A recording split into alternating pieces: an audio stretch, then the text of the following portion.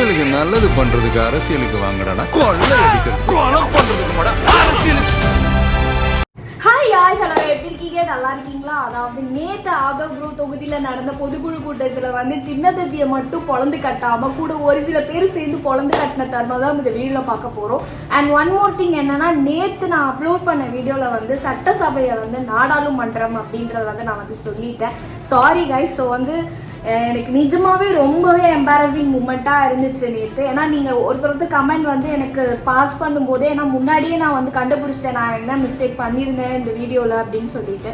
So guys, எனக்கு சீரியஸாக வந்து எனக்கு சாரி, நான் என்ன சொல்கிறதுன்னு தெரியல. எனக்கு சாரி சொல்கிறது கூட எனக்கு வந்து எனக்கு சொல்லலாமான்னு கூட எனக்கு தெரியல. ஏன்னா நம்மளே வந்து ஒரு ட்ரால் பண்ணுற ஒரு சேனல், யாராவது இப்போ எதிர்கட்சி இப்போ வந்து ஆட்சியில் இருக்கிறவங்க வந்து பேசுறது கூட வந்து நம்ம ட்ரால் பண்ணுறது தான் நம்மளோட பர்பஸு. ஏன்னா அவங்க என்ன தப்பாக சொல்கிறாங்க அதை நம்ம வந்து திருத்துறதோ இல்லை வந்து நம்ம வந்து சொல்கிறதோ தான் நம்ம சேனலு. பட் நானே வந்து தப்பான ஒரு வேர்டை யூஸ் பண்ணிட்டேன் அப்படின்னும் போது எனக்கு ரொம்பவே எம்பாரசிங்காக இருந்தது. பட் எனக்கு என்ன ஒரு சந்தோஷமாக இருந்துச்சு தெரியுமா, நீங்கள் வந்து யாருமே வந்து என்னை இன்சல்ட் பண்ணலை, யாருமே வந்து என்னை வந்து திட்டலை. நீ ஒரு தப்பான விஷயம் சொல்லியிருக்க, பட் இதுதான் கரெக்டான வேர்டு, அதை திருத்திக்கோ அப்படின்னு சொல்லிட்டு நீங்கள் வந்து கைண்டாக எனக்கு வந்து கமெண்ட்ஸை வந்து எனக்கு பாஸ் பண்ணும்போது எனக்கு இது வரைக்கும் நான் என்ன பண்ணேன்னு எனக்கு தெரியல. பட் எனக்கு சொல்லி கொடுக்கறதுக்குன்னு ஒருத்தவங்க நீங்களாம் இருக்கீங்களே, என்னோட ஹோமிஸ் நீங்களாக இருக்கீங்களா, என்னோட சப்ஸ்கிரைபர்ஸ் நீங்களாக இருக்கீங்களே. ஸோ அதில் நான் ரொம்ப சந்தோஷமாக இருக்கேன். பட் எப்படி சொல்கிறது, டெக்னிக்கலாக ஒரு எரர் நடக்கும்போது நம்ம அக்செப்ட் பண்ணிக்கிறோம்ல. ஸோ அந்த மாதிரி தான் நான் தப்பாக தான் சொல்லிட்டேன். பட் அது என்னோட மிஸ்டேக் தான். நான் இனிமேல் அப்படி நடக்கவே நடக்காது. ஏதோ அந்த நேரத்தில் என்னோட வார்த்தையில் ஒரு பிழை ஏற்பட்டுருச்சு. ஸோ தயவு செஞ்சு மன்னிச்சிருங்க. ஸோ இனிமேல் இப்படி நடக்காது. இனிமே வந்து கரெக்டாக நான் வந்து சொல்லுவேன். ஸோ வந்து இப்போ வீடியோக்குள்ள போயிடலாமா? இளவரசர் உதய அவர்களுக்கு டைம் வேஸ்ட் பண்ணாதீங்க. அதை வச்சு நான் பாத்துக்கிறேன். ரெண்டு பேருக்கு தான் போட்டியே, சின்னதுக்கு என்னோட ஆதரவு. ஒரு நாள் தான் சட்டசபையில பேச முடியல, நம்பிக்கையில இனிமேட்டு சட்டசபை ஓபன் ஆகும்ல. திரு பேரவைத் தலைவர் எந்திரிச்சு பேசி முடிச்சவன சபாநாயகர் சார பார்த்துட்டு, திரு பேரவைத் தலைவர்களே நான் பதில் சொல்றேன், எல்லாத்துக்கும் ரெடி. 75 வருஷ வரலாறு திமுகவுடைய எல்லா திருட்டுத்தனமும் எல்லா கொள்ளையடிச்சும் எனக்கு தெரியும். படிச்சு வந்திருக்கேன். ஒவ்வொரு வரியா படிச்சிருக்கேன். கேள்வி கேட்ட அடுத்த செகண்ட் நான் பதில் சொல்லுவேன். எங்க அண்ணனுக்கு அப்புறம் தான் அவர் முதலமைச்சர் இல்ல, எங்க அண்ணன். அந்த உணர்வு தான் எங்களுக்கு இருக்கு. இங்க இருக்கக்கூடிய ஒவ்வொரு தாய்மார்களுக்கும் புள்ள, அண்ணன், தம்பி. எங்க அண்ணனை நீங்க டச் பண்ணீங்கன்னா நான் பதில் கொடுப்பேன். எனக்கெல்லாம் அமைச்சர்லாம் அப்புறம் தான், எம்எல்ஏ எல்லாம் அப்புறம் தான். எனக்கு அவர் அண்ணன், தம்பி. இந்த தம்பி அண்ணன், அந்த அண்ணனுக்கு ஒரு சிறு கீழே இருந்தாலும் குரல் கொடுப்போம். இங்க நான் மட்டும் இல்ல, கோடான கோடி இளைஞர்களும் பெண்களும் குரல் கொடுப்பாங்க. அதாவது என்ன சொல்றது, இப்ப வந்து அவங்க எல்லாருமே, அதாவது டிவிகேல இருக்கிறவங்க எல்லாருமே வந்து பொறுப்புல இருந்தாலுமே அந்த முன்னாடி இருந்த அந்த பாண்ட் தான் இப்ப வரைக்குமே டிராவல் ஆகுது. அதை நான் பார்த்த வரைக்கும், இப்ப நான் கரண்டா பாக்குற வரைக்குமே. சோ அந்த அமைச்சர்ன்ற அந்த ஒரு இது, சிஎம்ன்ற அந்த ஒரு ஆட்டிடியூட், அந்த மாதிரிலாம் எதுவுமே கிடையாது. ஸ்டில் அதே பாண்ட் வந்து டிராவல் ஆகுறதா டிவிகே. இந்த வீடியோ நீங்க பாருங்க, சொல்லியே ஆகணும். இந்த வீடியோ கேப்பீங்க, நீங்க பாப்பீங்களா தெரியல. மதிப்புக்குரிய பிரகாஷ் சார், ஹாய் சலாம். அப்படியே சொல்றாரு பாத்தீங்களா? உங்க மீது பெரிய மதிப்பு இருக்கு. இருந்தாலும் ஒண்ணு சொல்லிக்கிறேன், டிரைவர் பையலாம் எம்எல்ஏ ஆக்குவியா அப்படிங்க. முதலமைச்சர் பையன் துணை முதலமைச்சர் ஆகும் போது டிரைவர் பையன் எம்எல்ஏ ஆக கூடாதா? எங்க தலைவர் இன்னும் கொஞ்சம் ஸ்பீடு. வெறும் எம்எல்ஏ எல்லாம் கிடையாது, சட்டமன்றத்தின் கொரோனாவே என் தம்பி சபரிதா. தம்பி எனக்கு என்ன சொல்றதுன்னு சரியா தெரியல. இந்த வீடியோ கமெண்ட்ல போய் பாத்தீங்கன்னு வெச்சுக்கோங்க, பூராவே பிரகாஷ் சார் அவ்வளவுதான். இன்ஸ்டாகிராம்ல அவர் இன்ஸ்டாக்குள்ளே போக முடியாத அளவுக்கு உங்க மீது பெரிய மதிப்பு இருக்கு. நம்ம கிட்ட கிளாஸ் எடுக்கிறாரு தேர்தல் அரசியலை பத்தி சட்டசபையில. அன்னைக்கு நான் எந்திரிக்கலான்னு இருந்தேன். அண்ணன் வரும்போதே சொல்றாரு, இன்னைக்கு ஒன்லி நம்பிக்கை வாக்கெடுப்பு தான், நீங்க நம்ம எல்லாம் பேச வேணாம். ஆல்ரெடி மெஜாரிட்டி 150 மேல போயிட்டு இருக்கு. அவங்க பேசட்டும். பாவம் எலெக்ஷன் பேச முடியல, இப்ப பேசட்டும். ரொம்ப அடி வாங்கியிருக்காங்க, அடிச்சா அழுவாங்கல்ல. அழுது கலந்துட்டு சட்டசபை போயிட்டு ஓடி போயிடுவாங்க. அதே மாதிரி ஓடி போயிட்டாரு. அந்த மாதிரியே பேசிட்டு ஓடி போயிட்டாங்க. நம்ம கிட்ட கிளாஸ் எடுக்கிறாரு அதாவது முன்னாடி வந்து ப்ரீ பிரெடிக்ட் பண்ணிட்டாரு விஜய் அண்ணா. என்ன தேவை? அங்காளம்மனை பார்க்க வந்த அமைச்சர் இப்படி பண்ணுவாருன்னு எதிர்பார்க்கல. என்ன ஓடும்? உனக்கு என்ன தேவை? எந்த ஊரு? எங்க தங்கியிருக்கிறீங்க? சில்லறைகளோடு அமர்ந்திருந்த மாற்றுத்திறனாளி கூப்பிட்ட உடனே ஓடி வந்துட்டாருங்க. அதான் உனக்கு என்ன தேவைன்னு சொன்னீங்கன்னா செஞ்சு தரேன்ற. என்ன வேணும் சொல்லுன்னு கேட்டு கேட்டு செய்த உதவி. அதாம்மா உனக்கு என்ன ஒண்ணு, உனக்கு என்ன ஒண்ணுமோ நீ கேளு, அதை எல்லாத்தையும் செஞ்சு தரேன். ரைட்டா? நம்பர் கொடுக்குறேன், உங்க போன் நம்பர் கொடுங்க. நாளைக்கு கேட்டுட்டு உங்களுக்கு என்னவோ ஒரு சின்ன வியாபாரம் பண்ற மாதிரி கணக்குல வச்சுக்க. உனக்கு என்ன தேவைன்னு சொல்லி செஞ்சு. ரைட்டா? எனக்கு இது பார்க்கும்போது ரொம்ப பூரிப்பா இருக்கு கைஸ்.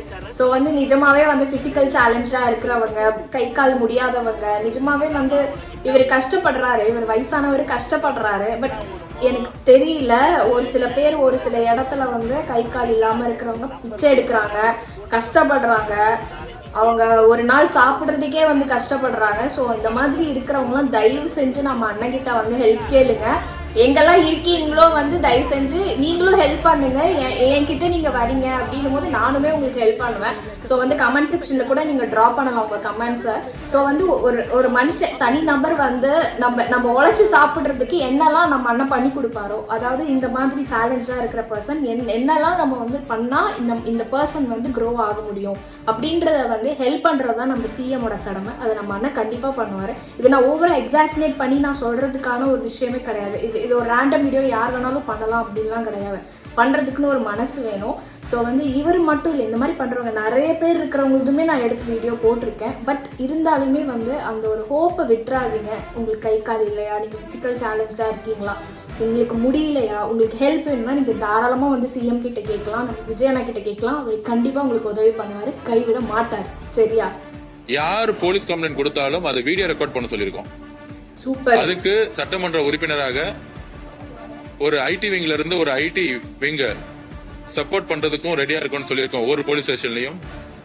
சோ கம்ப்ளைண்ட் கொடுக்கும் பொழுது கம்ப்ளைண்ட் கொடுக்கக்கூடிய பொதுமக்களும் கம்ப்ளைண்ட் வாங்கக்கூடிய அதிகாரிகளும் ஒரு வெளிப்படைத்தன்மையுடன் அந்த வீடியோவை வந்து பதிவு பண்ணி ரெக்கார்ட் பண்ணிட்டா நாளைக்கு இரு தரப்பு பக்கத்திலும் எந்த பிரச்சனை இருக்காது. Seriously. So station police station எல்லாமே சிசிடிவி கேமரா இப்பையில இருந்தே 24 மணி நேரம் இயங்கணும் சொல்லியிருக்கோம். சீரியஸாவே ஒரு பெஸ்ட் மூவ் தான். ரிட்டன் கம்ப்ளைண்ட் எடுக்கிறாங்களா இல்லையான்னு தெரியும், எஃப்ஐஆர் போடுறாங்களா இல்லையான்னு தெரியும், அந்த போலீஸ்காரங்க வந்து அந்த சம்மந்தப்பட்டவங்க கிட்ட எப்படி பேசுறாங்கன்னு தெரியும், இல்லை ஃபேவர் பண்றாங்களா இல்லையான்னு தெரியும். இது எல்லாமே வந்து இந்த ஒரு வீடியோல, அதாவது அங்கே கேமரா ஃபிக்ஸ் பண்றாங்கன்னா அங்கே எல்லாமே பார்த்துக்கலாம். ஏதாவது தப்பா நடக்குதுன்னா பிடிச்சு விட்டுருவாங்க நம்ம அண்ணா. ஆஹா காய்ஸ், ஓ மை காட், கருப்பு ட்ரீட்டா தளபதி ட்ரீட்டானே எனக்கு தெரியல. யாரெல்லாம் படத்துக்கு போனீங்க எனக்கு கமெண்ட் செக்ஷன்ல போடுங்க. ஏன்னா நான் படத்துக்கு போல சார். गाइस வேற மாதிரி இருக்கு गाइस.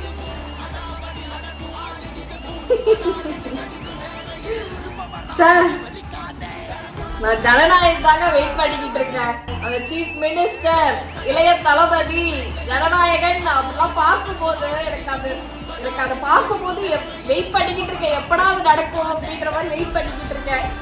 கமெண்ட் செக்ஷன்ல போடுங்க எப்படி இருக்குன்னு, கமெண்ட் செக்ஷன்ல போடுங்க படம் எப்படி இருக்குன்னு. நடைபெறவிருக்கின்ற திருச்சி கிழக்கு இடைத்தேர்தலில் நமது உயரணிய தலைவர், கழகத்தினுடைய தலைவர் முத்துவேல் கருணாநிதி ஸ்டாலின் அவர்கள் போட்டியிட வேண்டும் என்கின்ற அந்த தீர்மானத்தையும் நாம் ஏகமனதாக இங்கே நிறைவேற்றியிருக்கிறோம். ஆல்ரெடி வந்து அவரோட சொந்த தொகுதியில தோத்தாது பத்தலையா, இங்கேயும் வந்து தோக்கணுமா? என்ன உயரணிய தலைவர் ஐயோ, இவர் அடங்க மாட்டாரு.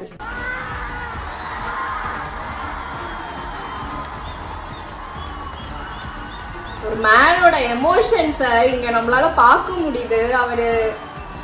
அவர் இந்த படத்துக்காக எவ்வளவு ஹார்ட் ஒர்க் கோ த்ரூ பண்ணிருப்பாரு. அந்த எமோஷன்ஸ் இங்க பார்க்கும்போது அப்படியே பூரிக்குது எனக்கு. அவரால் அவரே கண்ட்ரோல் பண்ண முடியல. அவர் நினைச்சு மேனிஃபெஸ்ட் பண்ணது இங்க நடந்திருக்கு.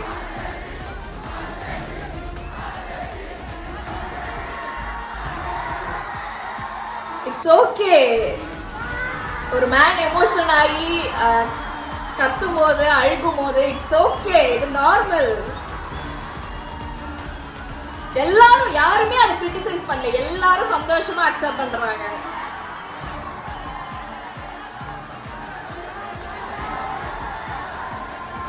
கருப்பா இருக்கான், நிஜமாவே கருப்பா இருக்கான். இன்னும் ஆய்வு பண்ணல. இன்னைக்குதான் முக ஸ்டாலின் சொல்லியிருக்காரு, நம்மளுடைய தோல்விக்கு காரணம் பாத்தீங்களா என்ன என்பதை நம்ம ஆய்வு செய்ய வேண்டும். ஐயா முக ஸ்டாலின் அவர்களே, அதுக்கான காரணம் நான் இன்னைக்கு சொல்றேன். அதுக்கு காரணமே நீங்க தான். இதுக்கு என்ன ஆய்வு செய்யணும்? இந்த தோல்விக்கு முக்கியமான காரணமே திரு முக ஸ்டாலினுடைய நிர்வாகத்துடைய தோல்வி. நீங்க வேணா பாருங்க, அந்த திமுக கட்சி நேம் மட்டும் வச்சுட்டு அதுல இருக்கிற மெயின் கேண்டர்ஸ் எல்லாமே தூக்கி போட்டு புதுசா கூட இறக்குனா கூட ஓட்டு போடுவாங்க மக்கள். அதுக்கான காரணம் நான் இன்னைக்கு சொல்றேன். இந்த மாதிரி ஓட்டே போடக்கூடாது மக்கள் எல்லாம் முடிவு எடுத்து வர வச்சு. தோல்விக்கு முக்கிய சட்டசபைக்கு அதிகம் வராதவர்கள் உதயநிதி ஸ்டாலின் அவர்கள். அவர் சட்டசபை அவர்தான் தலைவர்.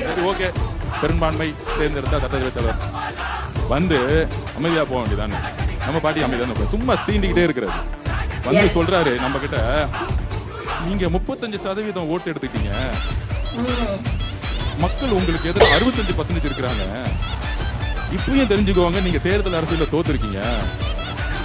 நம்ம இளவரசர் உதய அவர்களே வந்துட்டு இருக்கீங்க, கிளாஸ் எடுக்கிறதுக்கு ஒரு தகுதி வேணா? உங்க சொந்த அப்பா குளத்தூர்ல தோத்துட்டு அங்க உட்காந்துட்டு இருக்காரு, அப்பாக்கு ஆறுதல் கொடுக்காம அவர் பாவம் தோத்துட்டோமே, 50 வருஷம் அரசியல் வாழ்க்கை 234 தொகுதியிலும் போய் வெற்றி பெறணும்னு போயிட்டு வந்தேன், கடைசியில குளத்தூர்ல தோத்துட்டேன்னு உங்க அப்பா உட்காந்துட்டு போது வீட்டுல போய் ஆறுதல் சொல்லாம நிமிர்ந்து நின்று பேசுறாராம், நமக்கு அட்வைஸ் பண்றாராம். 65% உங்களுக்கு ஓட்டே போடல ஐயா.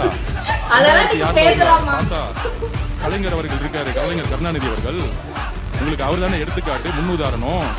26% வாங்கிட்டு முதலமைச்சர் ஆனாரே, அவரை நீங்க கேள்வி கேட்க முடியுமா? திரு உதயநிதி அவர்களே, எங்க தாத்தா 26% தான் வாங்கினாரு, சொல்லுங்க. 74% தான் எதிர்த்து நின்னாங்க மக்களு, அதனால அவர் தலைவரே கிடையாது. பேசுங்க, எங்க கலைஞர் எங்க தாத்தா வந்து எங்க முதலமைச்சர் வந்து தவறு, பேசுங்க. உதயநிதிக்கு கரெக்டான ஆளுங்க ஆதவ் ப்ரோ தான். ஒருத்த வந்து சும்மாவே ஆப்போசிட்ல நம்ம டிஃபெண்ட் பண்ணும் போதே நம்ம கிழிச்சு விடுவோம் பணத்தை வச்சு. ஒருத்த இங்க அங்க இருந்துட்டு தான் இங்க வந்திருக்கானே, அப்ப எல்லாமே தெரிஞ்சுட்டு தான் வந்திருப்பான். அதாவது இவர் வந்திருப்பாரு, அப்போ எப்படி பேசணும் நம்மளை பத்தி எல்லாமே இவருக்கு தெரியுமே, நம்ம வந்து கொஞ்சம் அடக்கி வாசிப்போம் அப்படின்னு இருக்கணுமா இல்லையா? பொடச்சுக்கிட்டு பேசுறாரு அவரு. மத அரசியல தூக்கி போட்டாரு. என் பெயர் சி ஜோசப் விஜயன், நான் கிறிஸ்துவ குடும்பத்தில் பிறந்திருந்தாலும் என்னுடைய ஐடென்டிட்டியை நான் மறக்க மாட்டேன்னு சொல்லி மத அரசியலை ஒழிச்சிருக்காரு. மத அரசியலை ஒழித்து, ஜாதி அரசியலை ஒழித்து, பண அரசியலை ஒழிச்சு இளைஞர்களுக்கும் பெண்களையும் சாதாரண குடும்பத்தில் வேட்பாளர்கள் நிப்பாட்டி இன்னைக்கு சட்டசபையில் தைரியமாக நிமிர்ந்து உட்கார வச்சிருக்காரு. இதுக்கு மேல என்ன புரட்சி வேண்டும்? இளவரசர் உதய அவர்களே, முதலமைச்சரை பார்த்து கேள்வி கேட்பதற்கு என்ன சாதிச்சிருக்கீங்க நீங்க? நாங்க ரோட்ல இருந்து வந்திருக்கோம், நீங்க உங்க அப்பா தலையில மகுடத்திலிருந்து வந்திருக்கீங்க. உங்க அப்பா இன்ஷியல் இல்ல, ஒரு தொகுதியை தனியா நின்று ஜெயிச்சு காமிச்சிருங்க, ஆதரவு ஆட்சி விட்டு போயிடுறேன். திரு முக ஸ்டாலின் தூக்கி போட்டு, திரு கலைஞர் அவர்களுடைய பேரை தூக்கி போட்டு திமுக கட்சியை விட்டுட்டு தனியா நின்று ஒரு தொகுதியை ஜெயிச்சு காமிங்க. உங்களுக்கு அப்ப எங்க தலைவரை பார்த்து கேள்வி கேட்கறதுக்கு எல்லா உரிமையும் இருக்கு. சீரியஸா கைஸ், யாருமே ஒருத்தரோட தோற்றத்தை வச்சு எடை போட்டுற கூடாது. கரெக்டான ஒரு ஆளு கரெக்டான இடத்துல உட்காந்துட்டு இருக்கிறத பார்க்கும் போதே எனக்கு இது சினிமா இல்ல கைஸ், மூவி சீன்லாம் இல்ல, நிஜமாவே நம்ம அண்ணா அங்க உட்கார்ந்து தானே இருக்காரு. எனக்கு அப்படிதான் இருக்கு. ஸோ வந்து நாடு எவ்வளோ கடன் பட்டிருக்கு, அதுக்கான ஆலோசனையை வந்து அவர் வந்து நடத்திக்கிட்டு இருக்காரு.